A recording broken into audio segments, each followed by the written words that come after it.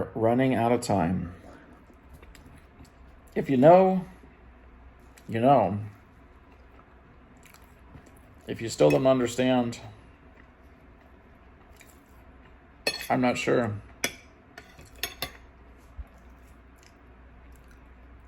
What opportunities you'll still have when you do understand.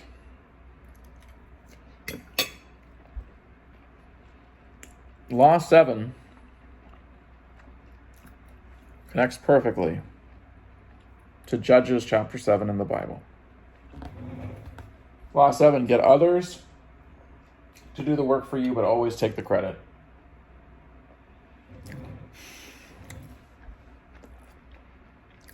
There is a massive war right now for control of resources and territory worldwide. An invisible war. We have this new technology, robotics and artificial intelligence, and it needs more mines, and it needs more water, it needs more territory. And people are in the way, and people are not needed to do so much work anymore, because robots and artificial intelligence can take over more and more. They cannot mine in places like Malawi and Africa because people are in the way, because the government's corrupt. They had to close the copper mine in Panama because the people protested and shut down the highways, and the people don't want these mining operations messing up their environment and polluting their water, all of these problems. People are in the way. Now, the robots are not going to come and attack us like in the movie I, Robot. They're not going to be drones just flying around killing people to get them out of the way. It's not going to be a direct assault, because then people would organize and unite and resist. You don't want to unite your enemies, or they will find creative ways to work against you.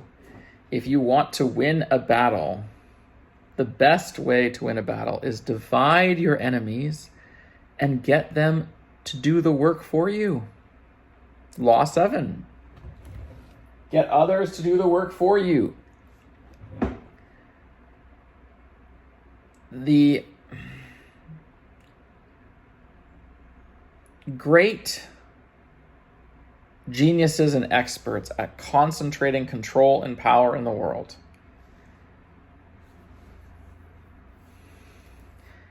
have succeeded in concentrating more power and control because they are experts at breaking the social bonds of other people, dividing people and conquering them on every possible level.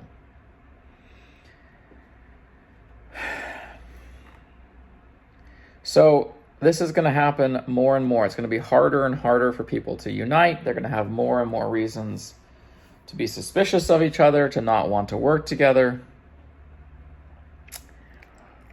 And then more and more people are going to be losing their sources of income. They're going to be losing the money they're used to having. Like in Mexico right now.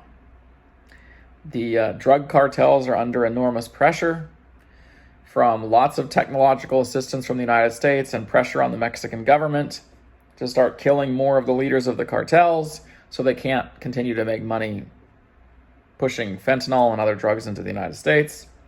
And they killed one of the biggest cartel leaders in Mexico in the last couple of days. And now cartel members are rioting, burning down stores. Last night I saw on X Costco in Mexico on fire. Massive Costco with all that food for all these people, these businesses. Giant flames burning everything to the ground. This is just going to make everybody in that town in Mexico poorer. People are going to lose jobs. They lost all the food and resources there in the Costco. This is what happens in human societies, like the famous author Jared Diamond talks about in Collapse. He also wrote about Guns, Germs, and Steel in terms of the competition for resources. Great books. People are going to fight each other. The robots don't have to come and fight us. The drones don't have to come and fight us. All they have to do is take away 5% of the jobs in a country. Criminal jobs or regular jobs, it doesn't matter. Take away 5%. Take away another 5%. Take away another 5%. Take away another 5%. Watch people get poor and suffer. And they're going to blame other people. They're going to attack other people. They're going to protest. They're going to riot. They're going to burn cars. They're going to burn stores. People are going to fight people as they suddenly get poor and lose jobs. And people are going to trust other people less and less. And the continual releases of more and more personal information online, the continual exposure of private information is going to put pressure on human relationships. It's going to make people feel betrayed by other people. And people do not maintain their social alliances when they feel betrayed. Even in little Christian communities around the world. Let's connect this back to, evangelical pastors going around, putting on really good presentations. You told me that a Christian leader might be coming to your small village in Malawi and giving a training for 6 days. And if he's really funny and he's really charming and he's really exciting, okay. 2 scandals happen a lot with Christian leaders. Traveling around South America, Africa, the United States. This has happened for many decades. But the information comes out slowly. Number 1, we have the hungry wolf problem, which we talked about in the first 4 laws of power and the concealing of intentions, where leaders take more money for themselves. Or like the leader in Costa Rica I was trying to work with years ago, who received a donation of rice and beans, and he sold the beans instead of giving them to the hungry children, the poor children in the center, so he could have more money. And he only gave them the white rice. That's the hungry wolf stealing, the wolf in sheep's clothing or the wolf in shepherd's clothing. That's one problem. Another problem is if these leaders have enough money or resources and they get up in front of groups of people, they travel from town to town, and they're funny and they're interesting. Well, what happens is women are much more attracted to men who stand up in front of groups of people and have everybody's attention. And scientific studies have shown us that a lot of men who are raising children are not actually raising their own children. They're doing the work for somebody else. Because what happens is women are more attracted to social leaders, to celebrities, even small town celebrities. So secretly, women either get pregnant by somebody's boss secretly while they're married to somebody else, like Bathsheba with David in the Bible, or they meet somebody who seems so much more popular, so much more exciting, and they have a brief adventure, most often when they're ovulating.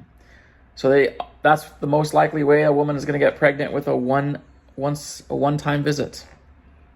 If she goes to one of these popular men when she's ovulating and they're alone, and then she goes back and she raises the child with her husband. Well, all these secrets are buried.